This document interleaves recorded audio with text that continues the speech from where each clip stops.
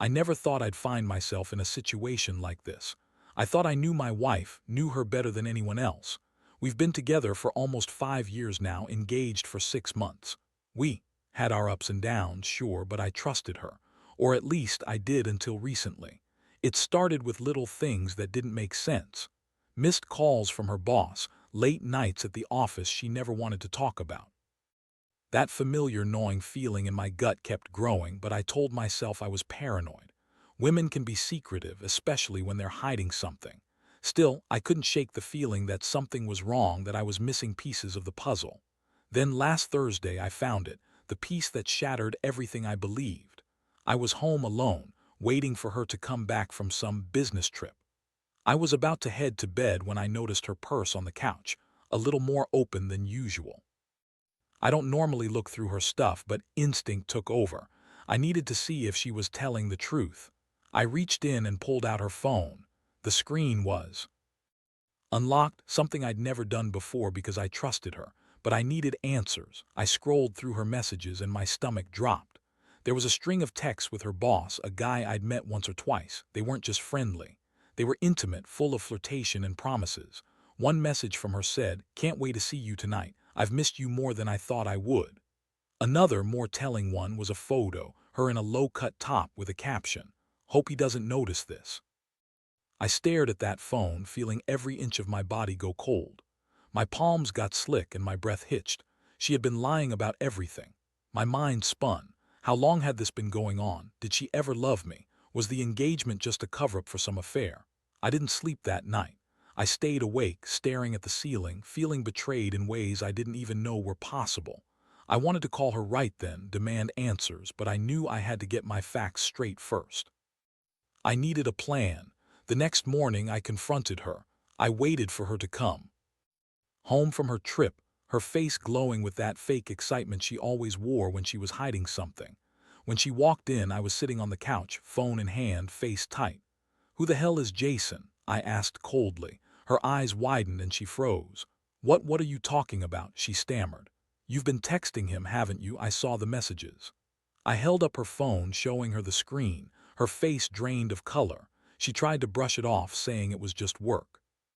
That he was a client, a friend, that I was overreacting, but I wasn't buying it. I could feel my face heating with anger.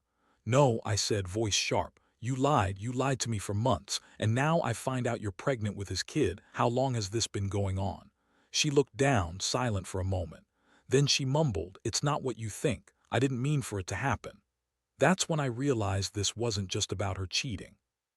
It was about everything: trust, respect, the life we were supposed to build. And I knew right then. I had to do something. I couldn't just let this slide. I needed to get ahead of her. I had to think clearly. I thought about her boss, Jason. How convenient it was that he was a smooth talker, always charming, always convincing. I'd heard enough stories from friends about how women get caught up in affairs with men like that, their minds clouded by a mixture of lust and fantasy. I knew I had to even the playing field. If she thought she was going to walk away with my life, my future, and a child she claimed was his, I was going to take something back, something she couldn't get rid of so easily. I started planning my revenge that very moment. I didn't want her to see it coming, but I had to be precise. I needed to take control of the situation, and I decided I'd do it with a cold, calculated move. I'd gather more proof, confront her in a way she wouldn't expect, and make sure she knew I wasn't going to be the fool in this story. I was done playing nice. Enough was enough. And I knew deep down that this was only the beginning. Over. The next couple of days I stayed quiet, but I was anything but still inside. My mind was racing with plans and possibilities. I couldn't just confront her again blindly. I needed to have everything lined up, every move calculated. If she thought she was slipping by with her lies, I was going to make sure she regretted it.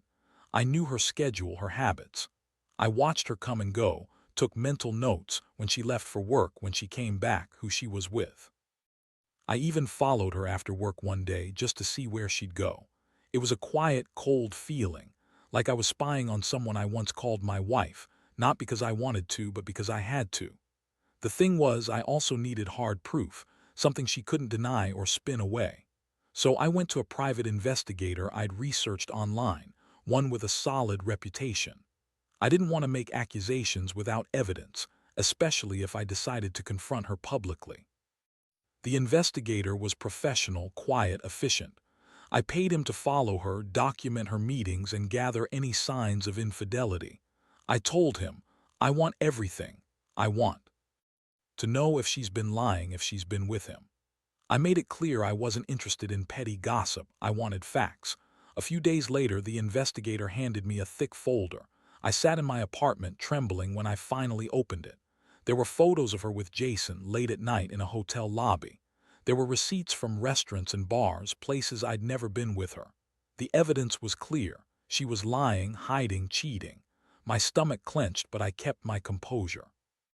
I stared at the images, feeling the weight of betrayal pressing down on me. That's when I realized I had the ammunition I needed.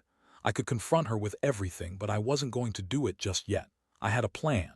That night I made a list, what I was going to say, what I was going to do. I wanted her to see I wasn't just angry, I was strategic. I wanted to make her regret the day she ever thought she could deceive me so easily. I also started drafting a revenge plan. It wasn't about hurting her physically or publicly humiliating her. It was about making her feel what I felt, how betrayed I was, how deeply I'd been played. I decided I'd expose her, but on my terms. First, I'd share the evidence with someone close to her, someone she trusted, maybe her best friend or a family member. I wanted her to realize I knew everything, and that I was prepared to make her life uncomfortable if she didn't come clean. Second, I'd set a trap for her. I knew she was planning to meet Jason again. I'd be waiting, not to confront her outright, but to catch her in the act. I'd record it, record her words, her reactions, details I could use later. Third, I planned to reveal everything in a way that cut her off at the knees. I wanted her to understand I was in control now, that her lies and deception had consequences. I was going to make her realize that she couldn't keep living a double life and expect me to just roll over. It was all about making her see that I knew her secret, that I wasn't going to let her slide away with it, that she had pushed me to the edge, and I was ready to push back. Hard, I could feel my jaw tighten as I went over the plan. My hands were sweating, but I forced myself to stay calm. I had to because the next step was the most dangerous, the confrontation. I knew I had to do it soon. The longer I waited, the more she might slip up or run further away. As I sat there, staring at the evidence, I realized I wasn't just planning revenge. I was planning to take back what was mine. My dignity, my trust, and my future. I didn't want her to think she could get away with this. The moment was coming closer. I could feel it. The next move would be decisive. I just hoped I was ready for what was about to come. That night, I felt the weight of everything pressing down harder than ever. My stomach was tight, and my palms felt like they were coated in oil each time I touched my phone or the folder I had of her photos and receipts. I knew her routine well enough now. I'd watched her long enough to know where she'd go, who she'd meet. She was cocky, confident that I wouldn't catch her. Again, that's what made this plan so perfect. She underestimated me, just like most people do when they think they're untouchable. I waited in my apartment, sitting on the edge of my seat, listening for any sounds outside that might give her away. I had the camera set up, hidden behind a plant on the balcony, aimed at her usual meeting spot. I'd rehearsed what I'd say, how I'd act if she walked into the trap. I wasn't going to be emotional. I was going to be cold, collected, precise. When she finally arrived, she looked nervous but tried to hide it. She was with Jason, her boss, I could see from the photos. They were sitting close, whispering and exchanging what looked like a lot of intimate glances. My stomach twisted, but I held my hand steady, recording everything. I stayed quiet, watching her through the camera feed. I noted her trembling hands, the way she kept fidgeting with her clutch. When she leaned in to kiss him, I finally knew I had what I needed. This was the moment. I stepped out of my hiding spot, camera still recording, and called her name loudly. "Hey, Sarah," I said, voice sharp, cutting through the quiet night. Her eyes widened in shock. Jason looked startled too, but she had that flicker of guilt in her eyes. She froze, her face trying to pretend she was surprised to see me. "What the hell are you doing here?" she asked, trying to sound casual but failing. "I've been watching you," I said, voice cold. All this time I thought I knew you. Turns out I didn't know you at all." Her lips pressed together and she looked away for a second. "You're overreacting. This isn't what it looks like." "Oh, really?" I scoffed. "Because I've got the proof right here. Photos, receipts, everything. You've been lying to me for months." I held up the folder. Her face went pale. "It's not what you think," she repeated, voice trembling. "I was scared. I didn't know how to tell you." I shook my head, feeling a deep sting in my chest. "You didn't tell me because you knew I'd find out. You've been planning this, haven't you? Playing me like a fool." Jason stepped closer, trying to intervene, but I waved him off. "This isn't about him," I said. "This is about you, Sarah. How long has this been going on? How many nights have you lied to me?" She looked like she was about to cry, but I was beyond caring. I'd waited too long, built up too much to just walk away. I needed her to understand she'd crossed a line she couldn't come back from.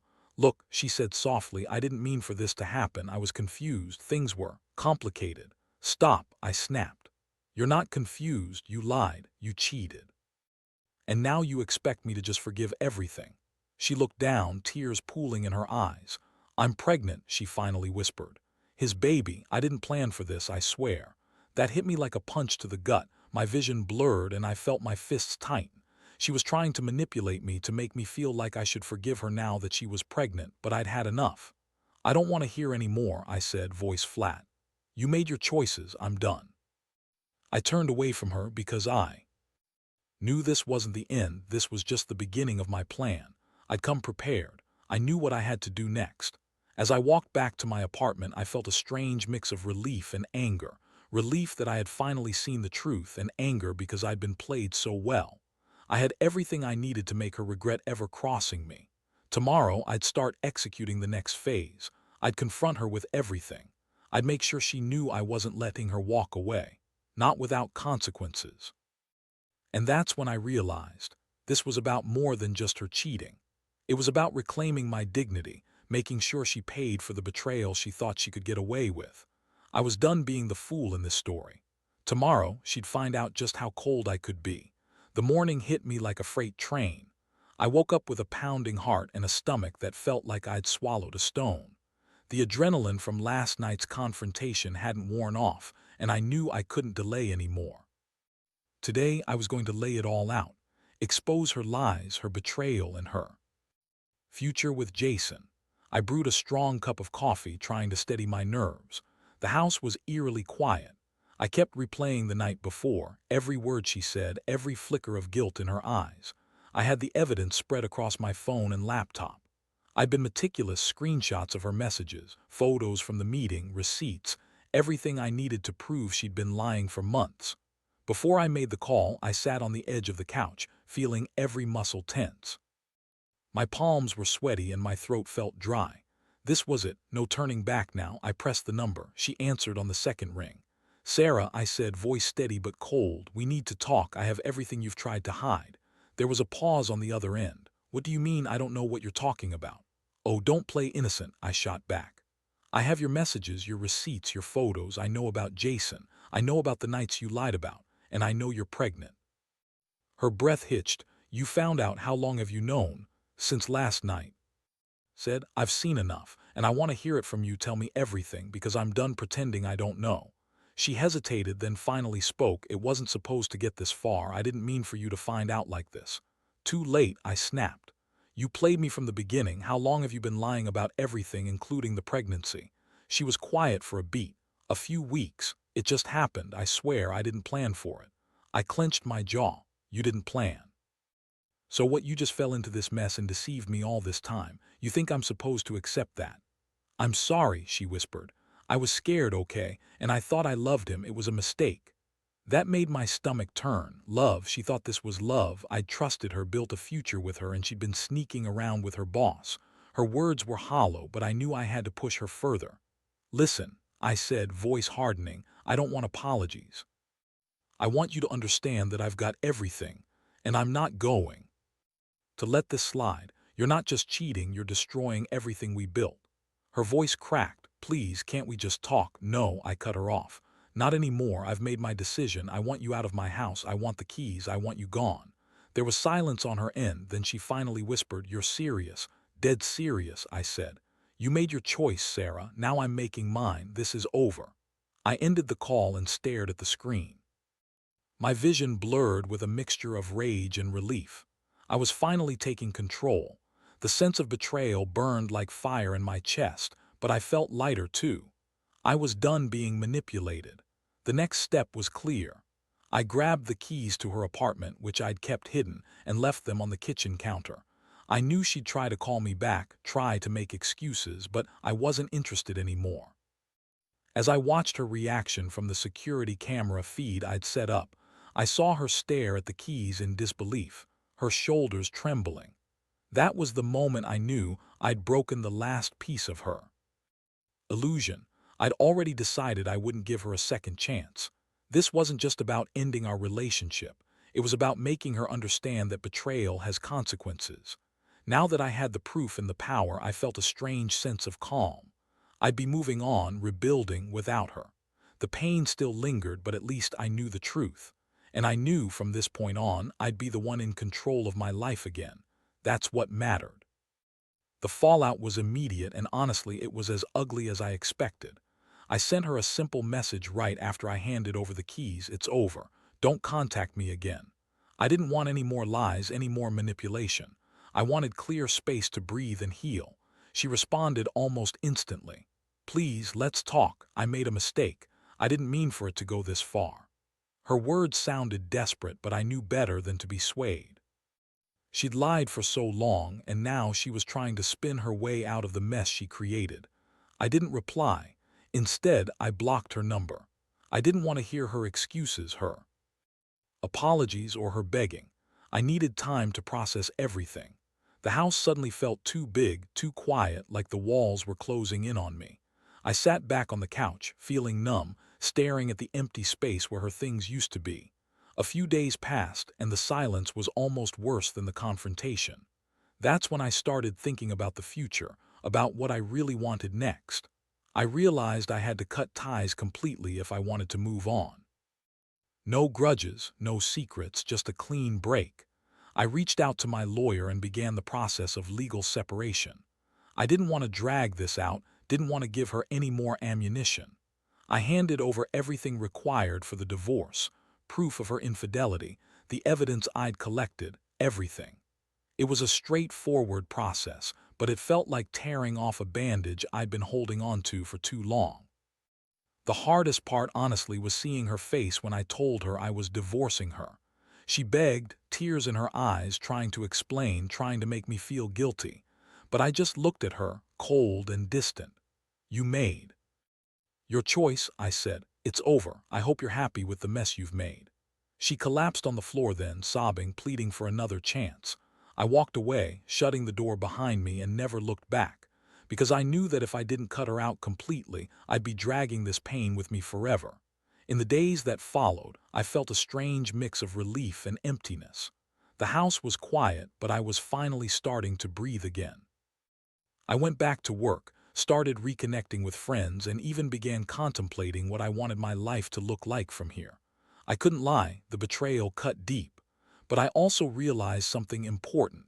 Her actions said more about her than they ever could about me. I'd been honest, faithful, and committed. She'd chosen to betray those vows, and now she was paying the price. I started seeing a therapist, not because I was broken, but because I wanted to understand how I got here, how someone I loved could turn into someone I barely recognized. It helped me process the pain and start rebuilding my confidence. Looking back, what I learned most is that a betrayal like this doesn't just end with a breakup. It forces you to reevaluate everything: your trust, your standards, your boundaries.